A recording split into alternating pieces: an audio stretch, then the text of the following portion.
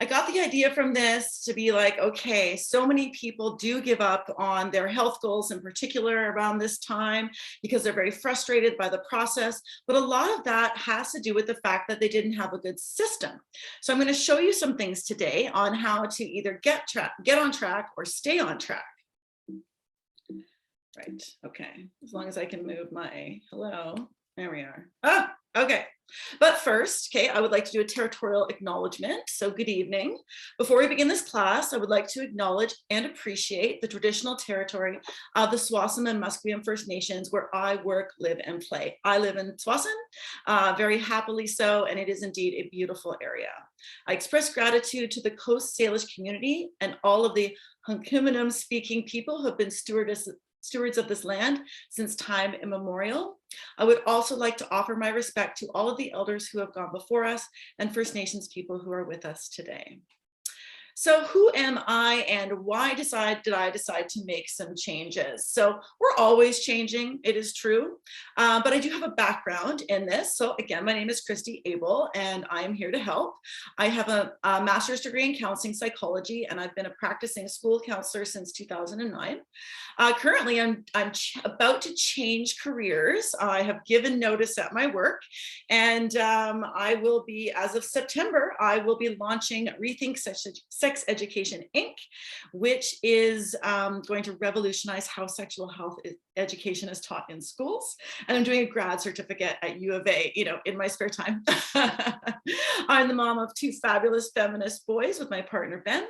So I'm new. I probably can't say I'm new to spirituality anymore, right? I had a spiritual awakening about 2 years ago, which started with meditation. It started with a Deepak Chopra abundance meditation. Did that 4 times, was debt-free in November. It was great. And I'm a daily meditator. The very first thing I do when I wake up, well, to be honest, the first thing I do is I go to the bathroom and then I light a candle and I do at least 30 minutes of meditation every morning. And connecting with spirit, connecting with source is something that has just changed my life, and it has led me to this group, which I am so, so proud to be a part of.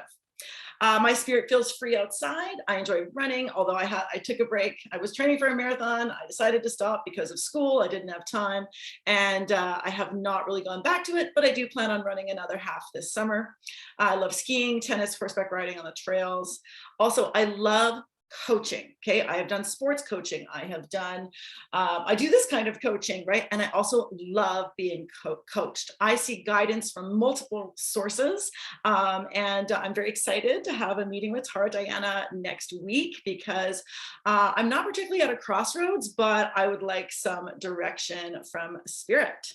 Okay, now why did I decide to do this? So even though I generally live a healthy life, everything went to the pot like garbage in November and December of this year. I had some very stressful situations involving real estate. I had, anyways, but one of the things that I noticed was that I had a very automated response to drinking wine. So I would get home at 5 o'clock, I would wash my hands and I would pour myself a glass of wine. And I would not drink the whole bottle for the most part, right? But it was this unconscious, I didn't even need it, but I just had this habit and I didn't like that it was automated. And so that was one of the things I decided to change. Also, kind of ties in with the wine is I would have a glass of wine before dinner, I'd have a glass of wine with dinner, and then at about 8 o'clock, when I wasn't even hungry, I would snack. I had the habit of a late night snacker, and of course we don't eat all that food. And what happened is over the course of November, December, I put on about 10 pounds, and it just developed into this cycle. And so I really got stuck in the I'll start tomorrow mentality, which is something that we definitely need to avoid.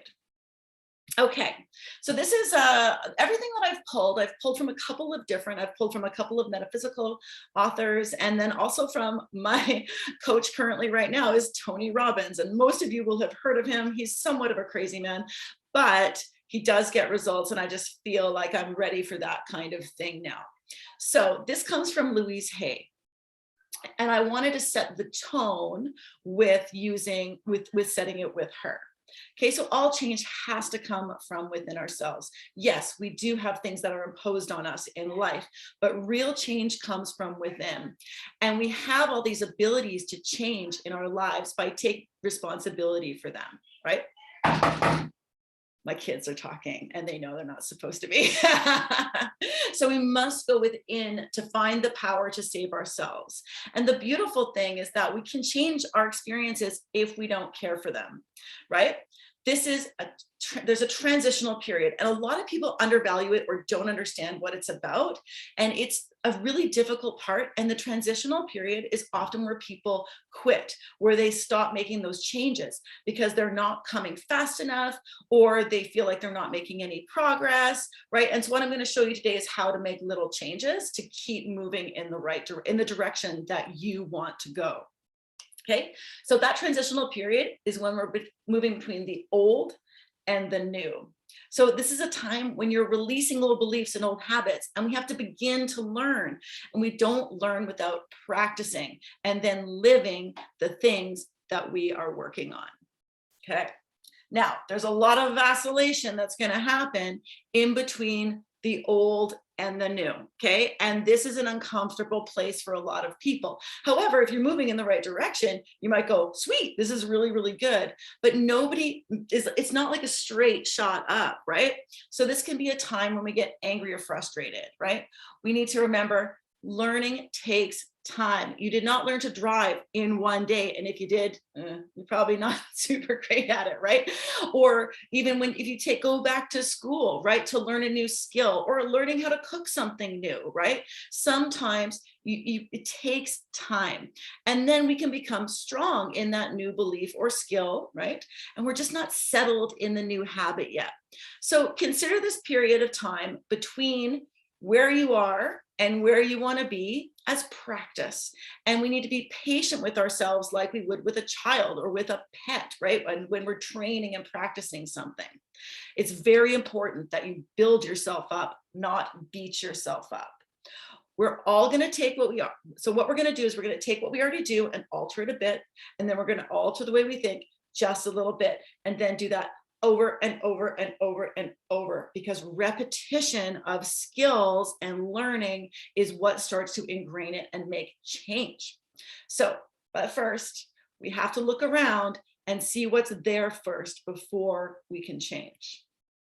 Now, this is from Dr. Barbara DeAngelis. I read her, or I listened to it. I listened to her book, Soul Shift. And not so surprisingly, it showed up at exactly the right time. Okay, it showed up at exactly the time when I needed it, and it took me to guiding me towards leading a more vibrational life rather than an emotional, physical one. So it's very interesting as that stuff starts to get integrated. Okay, but this was from chapter 9. Every moment, we have a choice that leads you either closer to spirit or further away from it, right? It is one choice. And it seems so obvious, right? But it's one of the most powerful and spiritual practices available to us. And it's actually crucial to integrated and grounded information.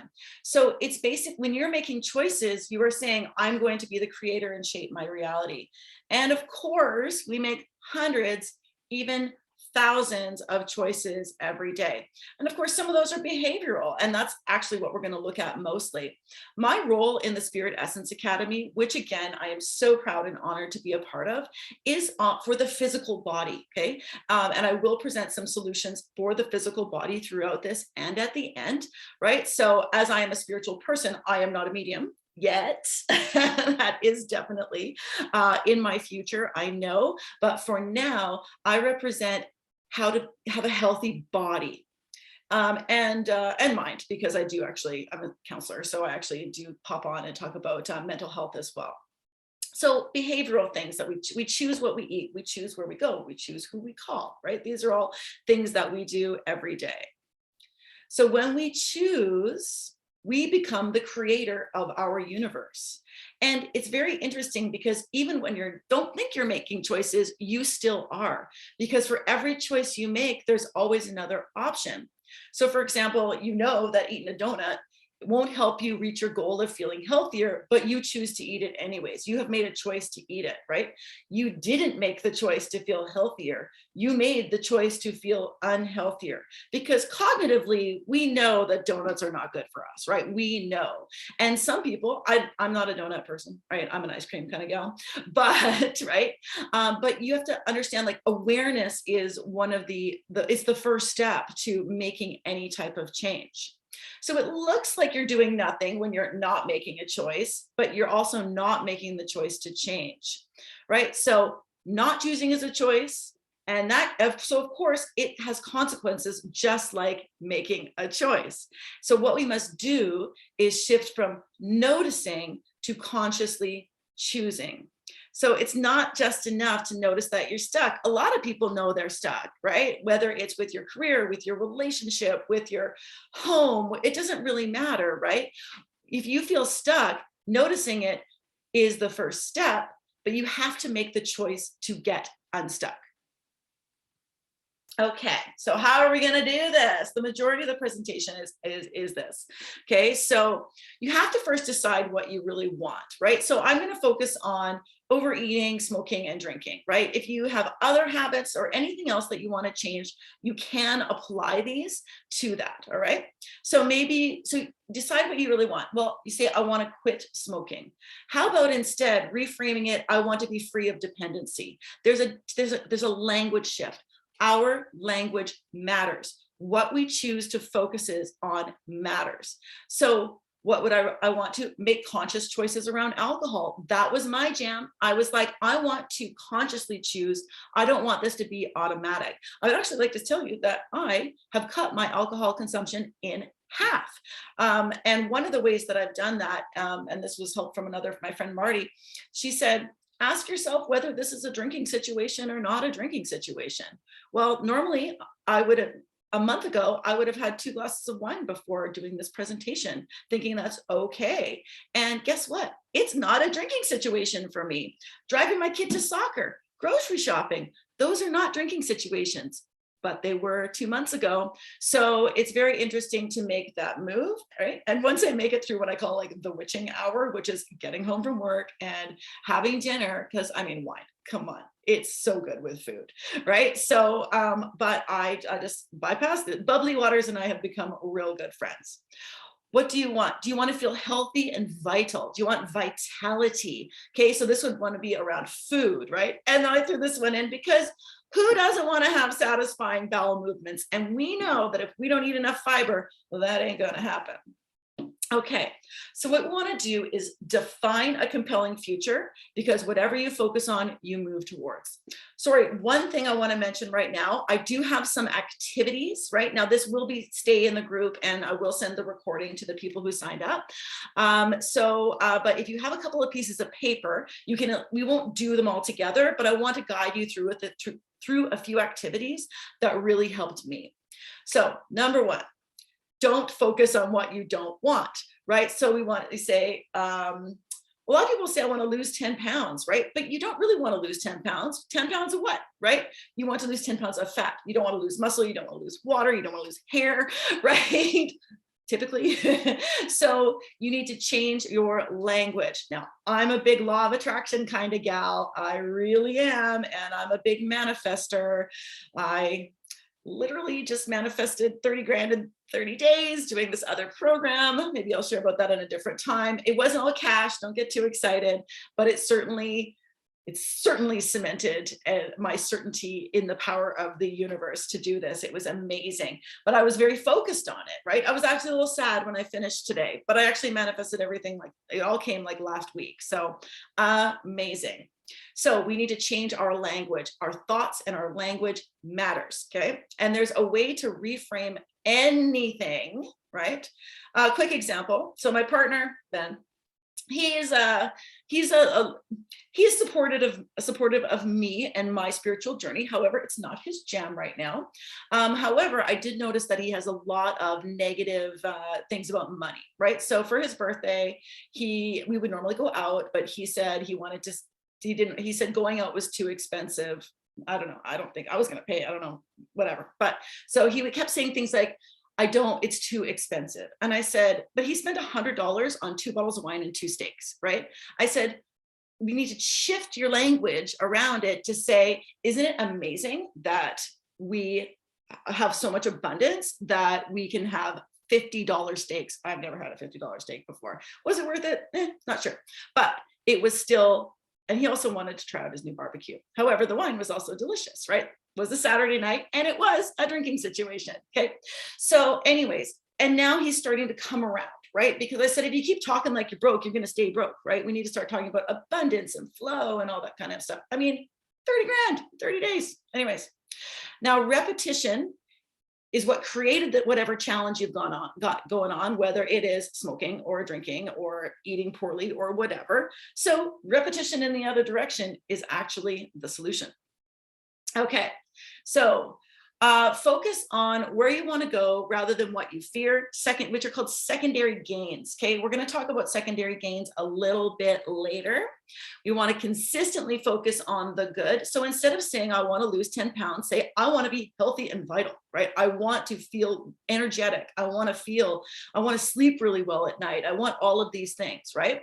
Because ultimately, what we all really want to do is enjoy ourselves this round on this planet, right? So I know I'm speaking to the Spirit Essence Academy here, so most of you are going to understand what I'm talking about. It took me a while to get there, but definitely an eternal soul. And I certainly want to maximize my time in this meat bag, right? Okay.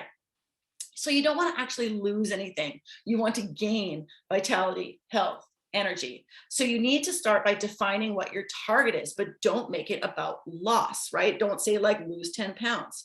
And one of the things that if you have ever tried like a fitness reset or diet, it probably required pain. And that is where the problem is, right? So whether you go on like a strict diet, you did strenuous exercise, or maybe you took some pills that made you shake, right? Okay, so it likely required pain and sacrifice. But if you shift your lifestyle, it's not painful. We're going to talk about rewiring your brain so that you want to be doing that kind of stuff. So as human beings, we're really in a constant flux of avoiding pain and gaining pleasure. And if you think about why you might do your habit, right, it is usually to gain pleasure, but often it ends up causing pain. So there is this mixed message, right? And it goes back and forth. Now, you'll have to have faith in yourself and the process because you can't see the future, right? I mean, some of you kind of can. I can't see the future. And learning to have faith is something that's really come up for me, faith in spirit. But as I've gotten more faith in spirit, which is at 100% now, 100%, right? I know that I have faith in my future because I know that the universe is always looking out for me and everything is always working out for me. That's something I say every day and it has never steered me wrong. Okay, so step 2 is you need to get leverage, okay? So leverage is when you use something small to move something big, right? So what we're gonna talk about is small little steps, small little interruptions, all these things that can, when they add up and you do them over a course of time, you will be able to change something big. Now, it has to be a must, not a should. Like, most people know I should eat vegetables instead of potato chips, right? I should exercise more. I should quit smoking. I should blah, blah, blah, right? Okay. We need to change your language to must. If it's not an option, right? And you can like write out a list of your shoulds in your life, things you know you should do.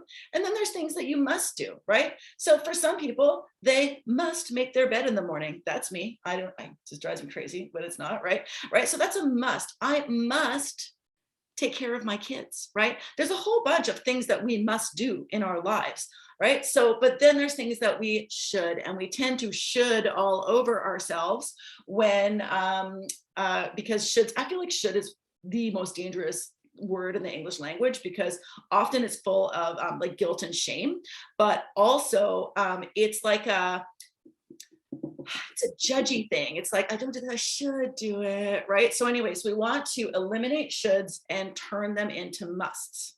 Okay, so what we need to do, our ultimate leverage was when we can change what we link pain to and what we learn to link pleasure to, right? And then that can help us change our lifestyles, a new way of living, rather than just a temporary change like a crash diet. So I have an on again, off again relationship with the keto diet. My body really loves it, right? But I also love burritos. So I have now, one of the cool things about the last couple of weeks, because I've lost 6 pounds in 2 weeks doing all of this, is that I can eat more of what I really want. Do I still eat low carb stuff? Yes, because it helps me in other ways. But do I feel guilty about having a delicious burrito for lunch today? I sure did not, right? So it's great. So I have failed in the past because I can't maintain keto forever, but I found this happy medium now where things that they'll work really well for me. Now, this is super important. Having failed in the past just means that your strategy wasn't effective, okay? So this is part of why people do like coaching programs for, let's say, weight loss or smoking cessation, that kind of stuff, right? Or even Alcoholics Anonymous, that is a strategy, right? So the reason those exist is because other strategies weren't effective, and some of those are really effective for some people. And if you wanna go that route, I think that's great. But what we need to do is to make change as pleasurable as possible and make the pain too much to stay stuck. Okay, next, step 3 is interrupting patterns. Oh, do we ever have patterns? We have patterns in our relationships, in our eating, in our drinking, in how we drive to work, right? We have patterns with how we deal with our kids, how we deal with our pets, right? Now, one of the things we need to do is to interrupt your limiting patterns. You can't put something new where there's already something taking up space. All right, so we've practiced these patterns for so long that even if we know they're not good for us, right? We're so used to them that they're kind of comfortable, right? So in order to create a new pattern, we have to interrupt the old one and then continue to do this over and over and over again. It is not going to happen overnight. The pattern took years to develop. It's not going to take the pattern years to unravel, okay? But the more conscious we are about it, the faster it will be. So interruptions need to be different from those in the past. And I'm going to talk about different interruptions that you can do. They need to be seemingly outrageous or fun. Okay. So I will give you a few examples and you're going to go, oh my gosh, that's so gross, but it might work for you, right? And we need to scramble the brain's old pattern. Okay. So if we don't teach your brain something else or new, you'll just go back to the old pattern, right? Now it has to be something that you enjoy or reward, and so for creating a new pattern. So here's what I did. So I'm not going to lie, I love money. Okay. And so it's a good reward for me. You can find a different reward for you if you're not motivated in this way, but for every day I don't drink, I give myself $10 a day. Okay. I put it into a separate account, right? And I put it in there, and guess what? It's paying for the cleaner. I have not had somebody else clean my house in over 10 years. And a week ago, someone else came and cleaned my house, and I came home to my house was as clean as it was the cleanest it's been since we moved in. So that is the greatest reward for me. And my kids and my partner have managed to keep the house relatively clean because it looks so good. I'm just like, oh, and of course they do things that you don't do. It's just, oh, amazing. So that's a good one for me. And so, because that's probably what I spent. Like, I like good wine. So not 2 glasses of good wine is probably worth a little more than $10 a day, but that's just what I decided. And after this meeting, I get to go put the 10 bucks in, whoop, whoop. Okay, so you need to start deciding what are some good rewards for yourself that aren't your habit and aren't another habit that, like, you can't be like, well, if I'm going to lose weight, I may as well start smoking. Like, that doesn't work. Okay, we want to make sure that we're always working towards health and vitality. So any behavior that's consistently reinforced will become a conditioned pattern or habit, right? And then those new choices become your lifestyle. So beliefs, okay? We're talking about patterns of belief, okay? I love the brain, right? I love neuroplasticity. It's why counseling works. It's why certain electrodes in your brain, you can do all sorts of things now with different therapies on your brain, right? So, but it's why this works. Neuroplasticity is your brain's ability to rewire itself. So a belief is just a thought that we think over and over again. And if you don't use the old pattern, your brain will actually like get rid of it, right? Through this power of neuroplasticity. So we condition ourselves by rehearsing the new pattern. Neurons in the brain fire together, they wire together, and then they make new connections and patterns. This is why if you stop smoking, you will eventually not crave it anymore. You'll have memories, right? Like you'll have sense memories and stuff, but it, yeah. Okay, and then number 6 is putting it to the test. Of course, the ultimate test is just living your life, right? With all the existing temptations still there. You have to remember that we're actually doing like a soul shift, a soul identity. So if you identify as a smoker right now, right, then your new identity is I'm a non-smoker, right? Or I'm smoke free, right? It's not just about changing a few habits. It's literally about moving from someone who feels self-conscious about their weight to being someone who feels comfortable in their own skin, right? So if that's a visualization for you, I want to feel comfortable in my own skin. That is wonderful. That's a really good positive association. Now, people who try to do too many things at once set themselves up for failure. So if you have multiple things going on, just pick one to start. Pick the one that is causing you the most pain, right? Whether it is a cough from smoking or it is, anyways, we'll talk about this in a bit. So lots of people know what to do, okay? They know I need to do this. I should do this. There we go. I should do this. I should do that. But we need to turn them into musts. Making the choice is to turn a should into a must, right? And remember, it's still a choice, and every choice either leads us closer to spirit or further away. So to sum up here, we want to focus on what you desire. Your consistency is going to produce lasting results. And if you keep doing what you've always done, you'll keep getting what you've always gotten. Okay, the fun part. Okay, so we need to start challenging ourselves a little bit. Okay, now I did all these exercises as I was going through the Tony Robbins program. Okay, and we're going to talk about core beliefs because we've got a whole bunch of these, right? And a lot of our core beliefs are actually myths, especially those that are made up stories around what we have and why we justify our habits that are hurting us, right? I'm older now, so I can't lose weight. My parents drank a lot while I was growing up, so I drink too. I can't exercise because I have a chronic illness. My partner smokes, so I have to too, right? These are all myths. Now, of course, you need to see a doctor if you have a chronic illness, that kind of stuff. But I'm not talking about going out and running a half marathon. I am talking about literally walking for 5-10 minutes extra a day, right? You can do that.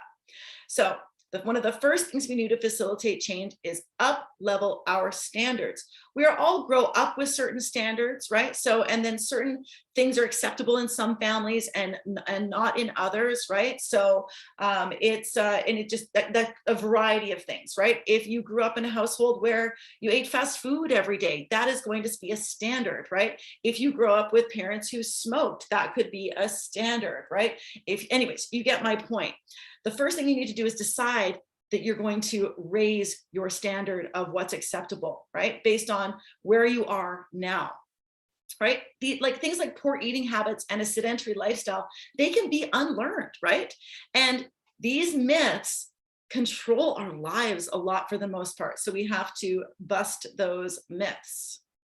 Okay, so we have an activity. So again, maybe you want to take a screenshot of this and do it later because I'm mindful of the time, especially considering we started 15 minutes late due to, I am usually like a Zoom star. It's just, anyways, forgiving myself, moving on. Okay, so this is the mixed feelings activity. So you're going to take out a piece of paper and on the right, write out all of the empowering beliefs about your power to change permanently.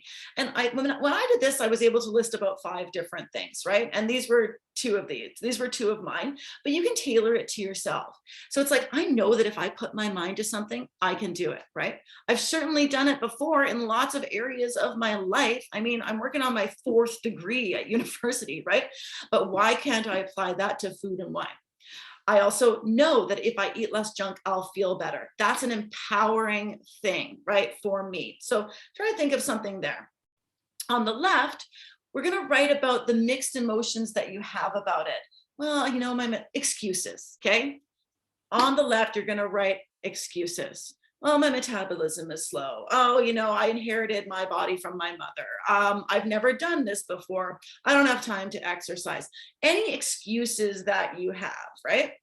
Now, when you look at them two side by side, we can see that the messages are mixed and you cannot serve two different masters. We have to get clear on how you feel, okay? All right, reference experiences. This is a new concept to me and I love it. It makes so much sense to me. So a belief is nothing but a true feeling of certainty. You're certain about something, right? And so you know it to be true. And it could be the sky is blue, right? It could be a million different things, right? Now, certainly certainty about ourselves is built from referenced experiences, okay? And that means that the more experience that you have reinforcing something, the more you believe it to be true. So for example, I know I'm intelligent. And I do know I'm intelligent, okay? But how do I have reference experiences for that? You know what? I did well on a test in grade 2 and I was told, good job. Someone told me I was clever, right? When I was in grade 8. I solved a problem at work yesterday and my boss said, that was awesome, thank you. The more experiences that we have that reinforce what we believe are called referenced experiences. Here's another one that does not apply to me because I do not know how to play the guitar. Okay, so, but just to get the point, right? So you're great at playing the guitar. How do you know, right? You practiced and made it into the band. Others applaud you when you play, or people pay you to play, right? Probably the ultimate. Now, we can apply this to habit change, right?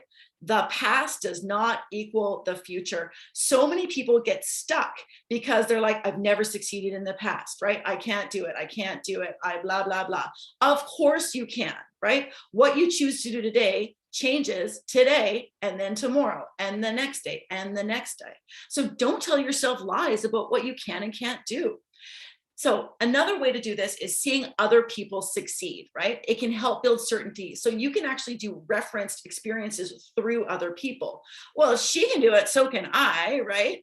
We've all had that friend, you know, who has done really has transformed themselves in some way, right? Whether it is leave a bad relationship, transform their body, get an education, like go back to school at 45 or whatever, right? I never thought I was going back to school and here I am at University of Alberta. So all right. So it's also helpful to connect with those people who have done what you want to do. Ask them how they did it. You may not want to do it the same way, but tell them that you find them inspiring. Who doesn't want to hear that? Oh my gosh. So we can also create that certainty about failure or success. You get to decide. Okay, visioning. Now, again, I know I am talking to Spirit Essence Academy. So y'all are probably pretty good at visioning, right? So that is when you are imagining something, you're imagining something. And the cool thing about our brains is that when you start to imagine something, and remember, the more you focus on something, the more you get of it, your brain can't tell the difference between fantasy and reality.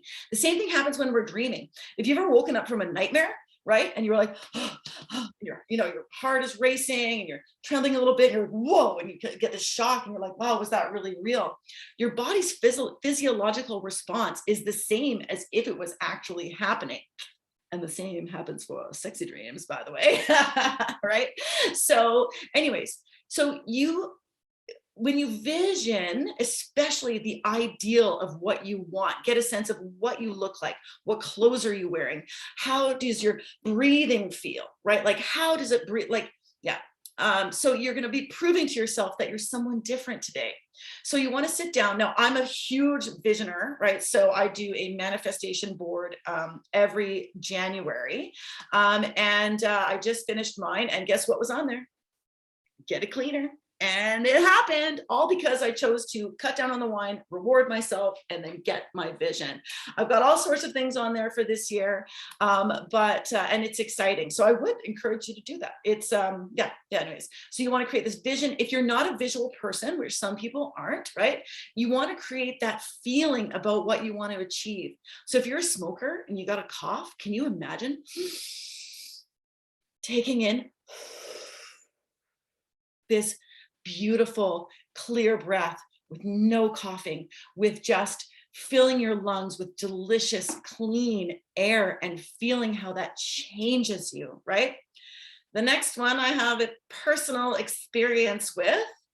If, say, I maybe went beyond that second glass of wine, which I won't lie, did happen often, okay, I would wake up thirsty.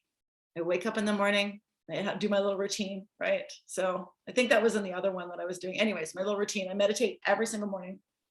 And I'd wake up and I'd be like, oh, right, I overindulged last night. And I'll tell you right now, it's happened like once or twice. I think it happened after Ben's birthday because we did have a really lovely time. Or someone, if you're not feeling very fit, right? I have had the experience where I used to walk up a flight of stairs and I would get winded. I would need to take a break or grasp onto the handrail. And so I was like that about 5 years ago, right? I'm going to share how that changed for me at the end. But that was one of my wake-up calls that something needed to change, right? We all have wake-up calls where it's like, it's just, I've reached my threshold. I can't, maybe you're coughing up phlegm, right? Maybe you start shaking at noon because you need a drink, right? Because you have a physical addiction. For me, it was walking up a flight of stairs, and now I run upstairs. It's fantastic. Okay. Now, so I already said this, right? The distinct fantasy and reality, and then the same thing happens when we're dreaming. Okay, we've got another activity. So it's time to take a screenshot or write something down on your paper. So we're going to start thinking about what's the price you're going to pay for not changing these limiting beliefs, right? So on the left side of the paper, this was an interesting one for me, right? Because I did mine around wine and food, like you said, like the late night snacking and whatnot. On the left side of the paper, write out all the consequences of what's going to happen if you don't change this habit from tomorrow till well into the future. So basically you're asking yourselves, if I don't make these changes, what's going to happen? Because chances are you already know, right? You already know what's down the road, but you need to see it on paper. Okay. We need to have it in your face. Some things were for me were, I'm not going to be able to keep up with my success, right? So I'm launching a company. I'm going full entrepreneur. My paycheck is going to come from me and my work. And I know I'm going to need to do meetings in the evening. Am I going to show up 2 glasses of wine into that? Heck no, not anymore. I probably would have in the last year. Okay. So that was one thing. I won't be able to keep up with my success. Another one is I will have limited time with my own grandchildren, right? I didn't have my kids till 34 and 38. If they wait that long to have kids, please, Spirit, no. Okay. If they wait that long, I will be like in my 70s with grandbabies, and I want to be vital and healthy for that. So this gives you some examples of like what you could do. Also, my pants. Okay. So I put on my pants, right? And they're really tight. Now, here's a trick. If your goal is weight loss, okay, get out of your yoga and sweatpants and get into your clothes that are a little bit too small. So that was one of the things that I've been doing. And I'm like, wow, because it's a constant reminder of where you are. And never, ever buy bigger clothes. What you need to do is change your habits, right? And then when you start to lose weight, get rid of the big clothes and reward yourself with new clothes that look fabulous on you, on your skin, like in your body. Okay. Now on the right, we're going to do the opposite. Write out all the benefits that happen if you can make the change, right? So all of the benefits, for example, I get to buy new clothes. I get to throw out those nasty old sweatpants, right? My cough will go away. I get to hire a cleaner, all of these kinds of things. So we want to talk about the negative the consequences and the benefits. And you can come back and look at this. This will be one of what we call an urge buster, okay? The activities that we're doing are going to keep them, and you're going to use them later when you need them, right? So when you get the urge to smoke, or to have that glass of wine when you really don't think it's appropriate, right? Or to go for the 9 p.m. snack, you're going to look at this and go, right, these are the consequences. This is why I'm doing this. And again, so this is harsh, but it's true. Most people, so many people don't make changes until their doctor tells them they're going to die. Okay, you are going to die if you don't stop smoking. You are going to die if you don't stop drinking. And some people will continue on the path and they will die. Right? I mean, we all die at some point, and we are eternal and all those kinds of things, but we have these relationships, and I mean, life is so worth living, right? So if your life was on the line, could you make these changes?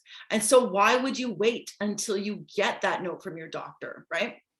So now, woohoo, it's a little harsh, but it's true. You need to see this. It needs to be in your face. Now, also writing out, where else in my life have I made changes that worked out? Okay, do you see what we're doing here? Like, there's a dichotomy, back and forth, back and forth. And what we're doing is we are playing with your brain a little bit in a good way. So where else have I made changes that worked out? Oh my goodness, right? There are so many, but you probably forgot about them. So you need to list them, right? So for me, anyways, my education is a good one. I have made changes in my education.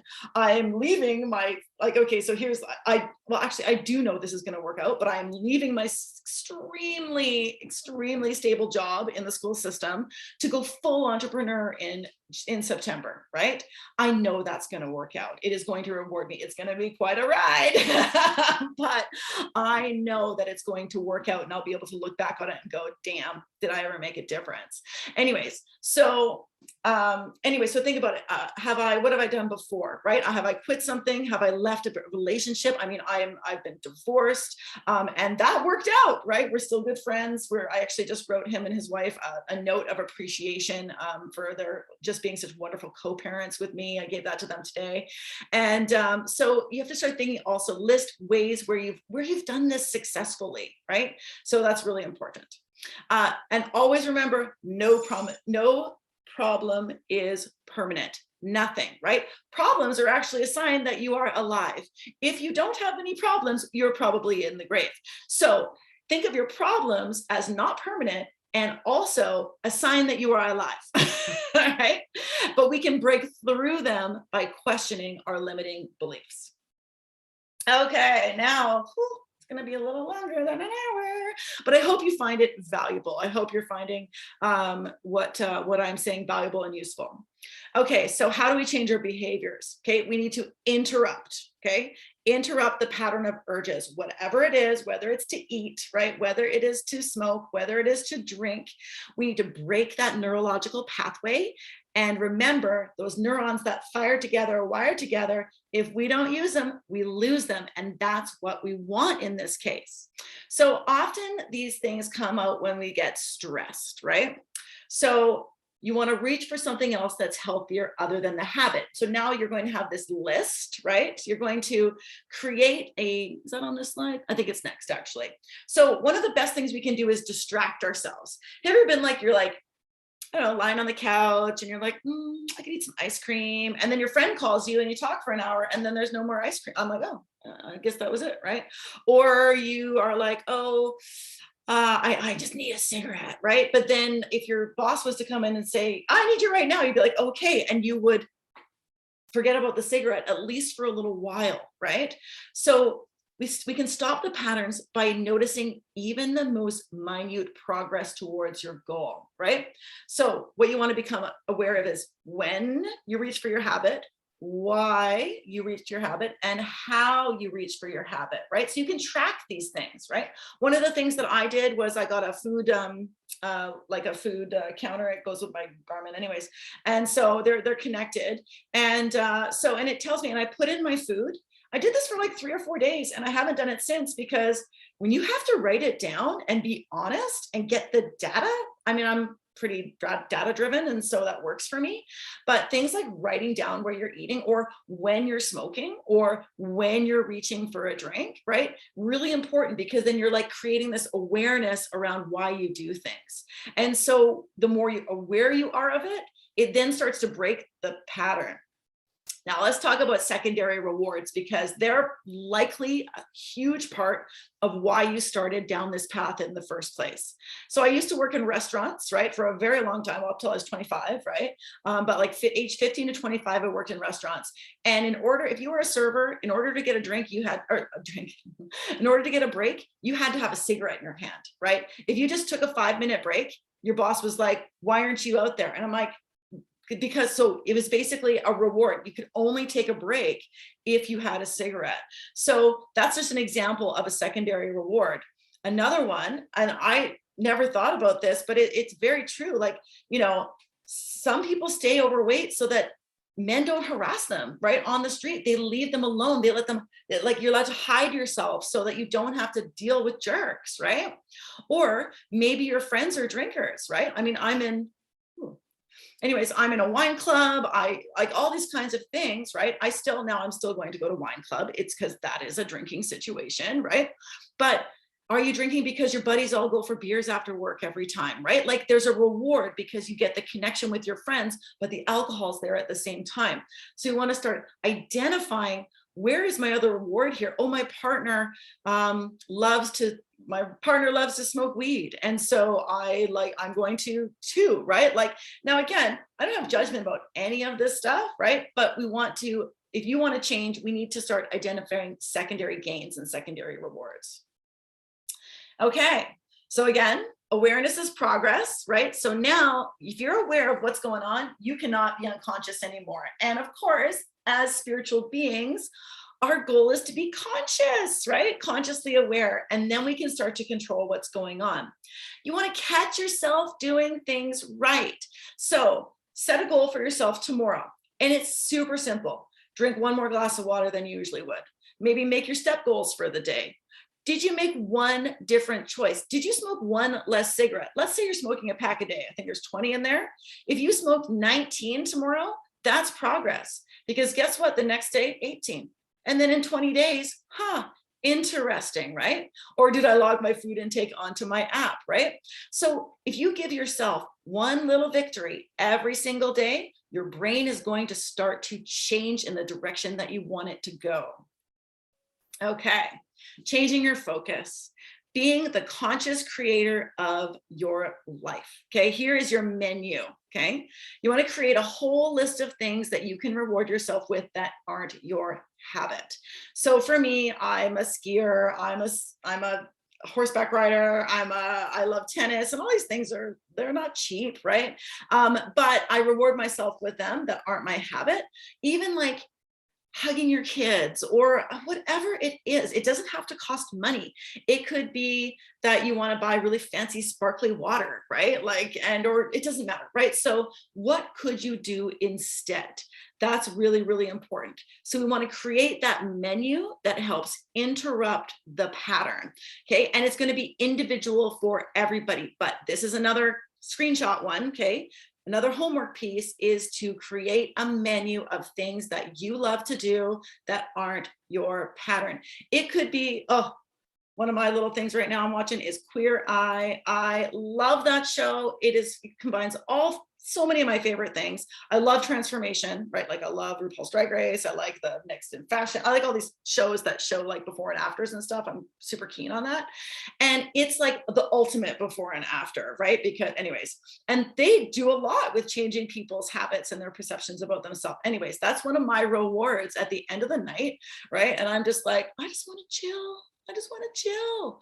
Queer Eye is and it's so positive, right? I'm very, very cautious about where I focus my energy. And so I don't watch any shows that have to do with like murder or drama or anything. Like I'm actually like my TV watching is not that much, or I watch kid shows because my kids are watching those. And if I want to spend time with them, that's what I'm going to do. Okay, next, use urge crunchers to break your state. Now these can be, it's very interesting. I don't personally use these, but I can see how they would work.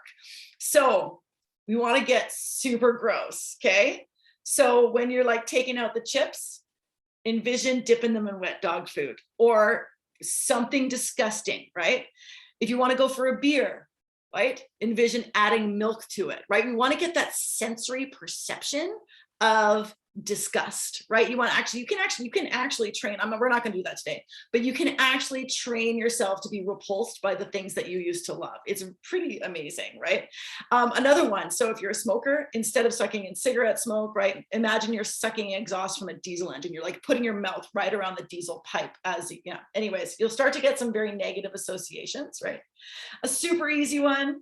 Learn to smile for no good reason, right? When you smile, it improves your mood no matter what. You can fake it till you make it. It's all good. And I am so guilty of this last one, which is don't play rationalization games. I'll start again tomorrow. Oh, the amount of times I have said that to myself hundreds of times in my life. I'll start tomorrow. Today doesn't matter. It matters, right? Because guess what? You do that over time and all of a sudden you find yourself in the position where you are not liking who you are. Or I'll just have a little bit, right? Some people can have a little bit, right? I can have a little bit of cheesecake. I can have a little bit of cake and not really like care about it. Can I have a little bit of ice cream? No. Do I struggle having just a little bit of wine? Yes. Okay, and this is going to be another screenshot one, right? So other questions to ask yourself. What these questions will help break the pattern, right? What does it actually cost me? Not money-wise, if I eat this or drink this or smoke this stuff or whatever, right? What is the cost, right? Because of course it does come with a cost. Otherwise we wouldn't worry about it. What do I have to give up? Right? So I would have to give up my cleaner, right? I would have to give up my cleaner if I went back to smoking wine, but I would also be giving up a clear mind tomorrow, right? Like I'm giving up those things. If I was honest with myself, what does this really do to my body? Because we know, right? We know what it does, but we don't, we rationalize out of it, right? Is this what I would do if I was being my highest and best self? I come back to this many, many times, whether it's arguing with my partner or it is dealing with people at work, right? So this is a question I come back to constantly about my highest and best self. I am in no way, it's always a work in progress. Okay, so it's practice, right? Like there is, just like yoga, there is no perfection. Everything is practice here, just like meditation. A lot of people tell me, like, they're like, how do you meditate? I'm like, oh, and I tell them like my process and everything, but I'm like, but the problem is like people get so impatient and they think they need to be like perfect at it right away. And it took me like 6 months to see the purple blob that I call source, right? And sometimes I don't even see them it in the morning or when I'm meditating, and I used to get disappointed, and now I just like, oh, it just wasn't my day, and I let it go. I still had that calm space start to my day, right? If I do this, what am I saying? What is it saying about my commitment to myself, right? Like, remember, we want to raise ourselves to a higher standard in order to make the change. And hot damn, this last one, I tell you what am I showing my children? Children are just these incredible reflectors of us. Quick story, again, related to wine. When we were in quarantine in 2020, I did have my 44th birthday. Yeah, 44th birthday in quarantine. And Ben asked our youngest son, Archer, what he would like to get me for my birthday. And Archer, who was 5 at the time, said, why don't we get her something she really likes, like wine? Oh, fuck. That was a smack in the face. Did it change my behavior? No. My immediate, like, this is a sign of a problem. My immediate response was, I should probably start drinking out of mugs instead of drinking out of wine glasses. Like, let's start hiding it. I will say Ben and I drank way too much, like many, many people during quarantine. Happy hour started at 3 o'clock. And anyway, so that is something I haven't done in a long time. When I told my older son, who's 10, we were talking about New Year's resolutions. I said, KJ, I said, I'm going to cut my drinking in half. And he turns to me, he goes, Mom, he goes, that's big. And I was like, I know. And having him be there, seeing it, and I'm like, he's not like, I didn't ask him to be accountable, but I feel accountable to him because he was so happy with that change that I said I was going to make. And indeed, I have made it. So anyways, accountability is another really good thing, right? So you want to ask questions that will break the pattern. And then ask pleasurable ones. How do I envision how I want to feel? What would be good for me and my body? And how can I reward myself? And a really quick strategy, right, is to change your state is by moving around, right? So I would sound differently if I was sitting down doing this Zoom than if I was, but I stand, right? Like something I learned from my business coach last year is whenever you're doing public speaking, always do it standing because your energy is different, right? But so move around a little bit, drink some water, and of course, do some deep breathing. Okay, so, I think we got maybe 10 minutes left. Thank you so much for hanging in with me here. Actually, I'm only at 15 minutes. I'm doing all right because girl can talk, all right? I do know this. So I needed a spark to get all this going 5 years ago. Okay, so I'm very, very passionate about this.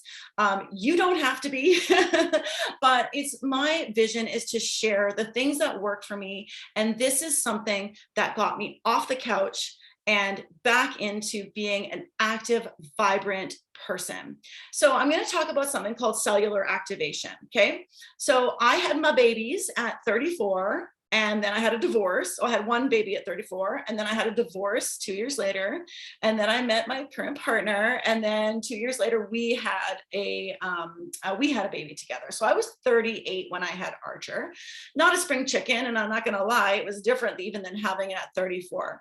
And after he was born, I did not rebound, right? First of all, I did not have the divorce diet of I'll show you who's not attractive, right? I did not have that going on. I felt very comfortable in my relationship, but I had all this other stuff going on, right? So brain fog that came around when after I had the baby, it never went away. Like, so I turned 40, right? And I was like, I need help. I'd always been on and off, physically active. I will not lie. I've not taken consistently good care of my body, diet, exercise, other bad choices, right? I was exhausted all the time. I could not walk up that flight of stairs. And like I said, we all have our threshold.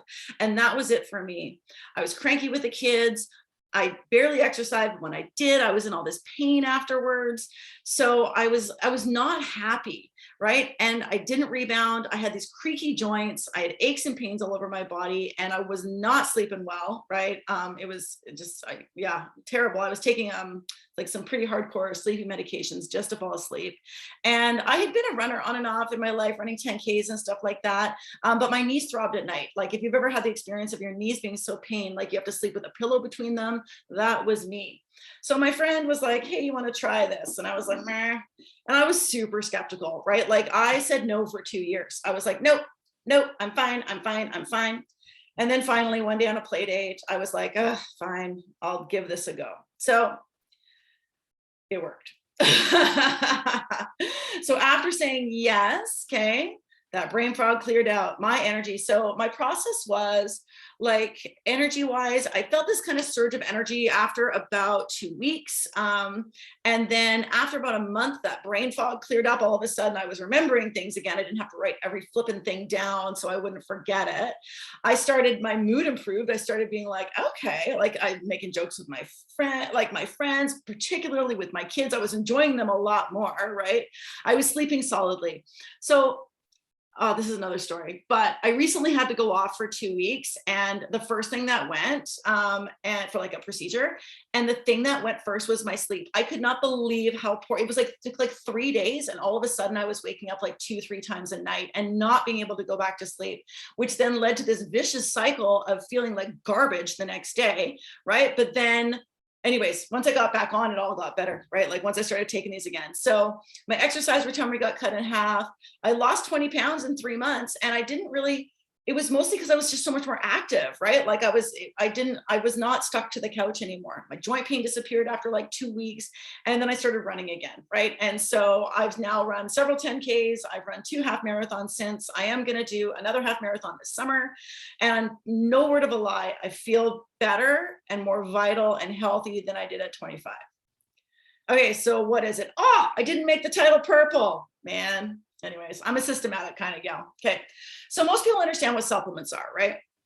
So we take supplements. What we're doing is we're trying to like fill in a space that has been depleted, right? So we take omega-3 or omega-7. By the way, do not take any omega-6s, okay? 6s and 9s are bad. We have so much of it in our diet. So when you're looking for an omega-3 or you want it 3s or 7s, don't take anything with the 6 because that's what is in vegetable oil. And we have so much vegetable oil in our diets and like in the Western diet. Anyways, okay. Soapbox done. Okay, so, but we're doing it because we want to support our brain and heart health with those fatty acids that are really good, right? And there's all this research that says you should be taking omega-3s, so good. So that's what a supplement is. Cellular activation is different, okay? So when we put food into our bodies or vitamin, whatever it is, right? It's not just fuel, okay? It's not just fuels for our cells. It's also information. Different nutrients signal our bodies to do different things, right? So this is called activation. We're signaling our cells to behave in certain ways. So we all have our own like genetic makeup, right? We all have our genes and you can't change your genetic makeup, but all of our genes behave in different ways. And okay, I'll use keto as a good example, right? Or even coffee. Coffee is a really super easy example. Okay, so if you drink caffeinated coffee, you're looking to become more alert and more awake and probably thirsty. Coffee makes me so thirsty for water. Oh my gosh, right? But you're looking for it. And then you get this temporary little boost from the coffee, right? And then keto, same thing. When you take all of the, carbohydrates out of your diet, it signals your body to burn the fat that's there. And that's why it works pretty quickly if you're doing it right and consistently over time, right? So these are two examples of different types of activation. But what I'm talking about is cellular activation. So over time, right, if you imagine like when you cut open an apple, right, it starts to go brown, right? It starts to change and go brown. It ages, right? Essentially ages the apple really quickly, and that changes the flavor. It changes how it looks. That's oxidization. So the same thing happens to us all the time in our bodies, right? And what it does is it causes something called oxidative stress. Okay, so what I've got turns on the systems in the body that reduces oxidative stress. And it's actually patented to do it in 30 days by 40%. So, but what are the benefits, right? I mean, other than the benefits that I talked about, which are very standard, by the way. I have a girlfriend from high school who just started and she's been texting me going, I can feel it happening. It's so cool. It's really great. It gives me so much pleasure. Anyways, so what causes oxidative stress? To be honest, a lot of the habits that we talked about earlier, right? Poor diet, smoking, your prescription medication is pumping oxidative stress into your body. Inactivity, alcohol, toxins, pesticides, which of course we have all over our foods, it's in the air, rigorous exercise, which seems kind of unfair, but if you over-exercise, you also make more oxidative stress, and that's because you make more mitochondria, and mitochondria is like, creates more waste, anyways. And then wireless signals, all the stuff that we're doing here, okay, it all creates, right? So our cells spend so much of their energy fighting off this damage, they then become weak, susceptible to disease, and then they mutate, right? The damage is in form of free radicals. So if you know, the free radicals are like little bits of garbage that get shed off your cells, and then they float around in your body. So free radicals, many of them add up to oxidative stress, and then oxidative stress is the root cause of inflammation. And most people understand that inflammation is bad. So in 1 month, 40% down oxidative stress, that means your inflammation is way down too. Oh, I am almost done. This is one of my last slides. So there's all sorts of diseases related to oxidative stress. So I don't have any pre-existing conditions, but I still take it because I have all those other benefits of more energy and better sleep and all that kind of stuff, right?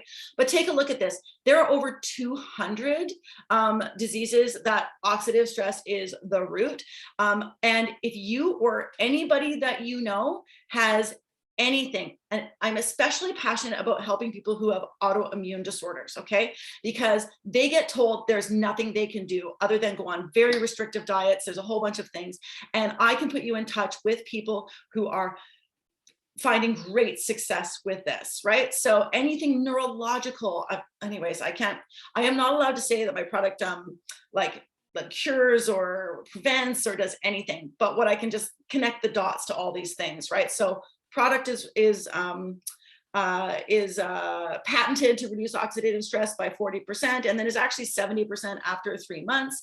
And then oxidative stress is the root of all of this, right? So we can put 2 and 2 together, right? I even have anyways, we should talk. Okay, so if you or anyone you know is looking for help with any of these, connect with me on Messenger. You can comment below. I'll reach out to you, right? I've got science, I've got stories. I can connect you with real life people who I would love to do that actually, who can tell you their story, right? And because it is the new year and I want to help you get over the hump or get started and say goodbye to Blue Monday forever, I am actually offering a special deal just for January, right? And so if you reach out to me, we will talk about it. Again, this is really important to me. It doesn't have to be important to you, but I feel incredibly compelled to share it because it has helped me so much and so many people I know and beyond, right? Okay, and there's my adaptation. I'm gonna stop this. I thank you so much. I am gonna stop my share. Maybe we'll look at me again. Oh, here we are. Oh, okay. Well, not bad. I tend to go long. So 10 minutes over is only like, I don't know, 12% or something like that. So that's not too bad. Okay, have a wonderful night. And I do hope to hear from you. Okay, bye-bye.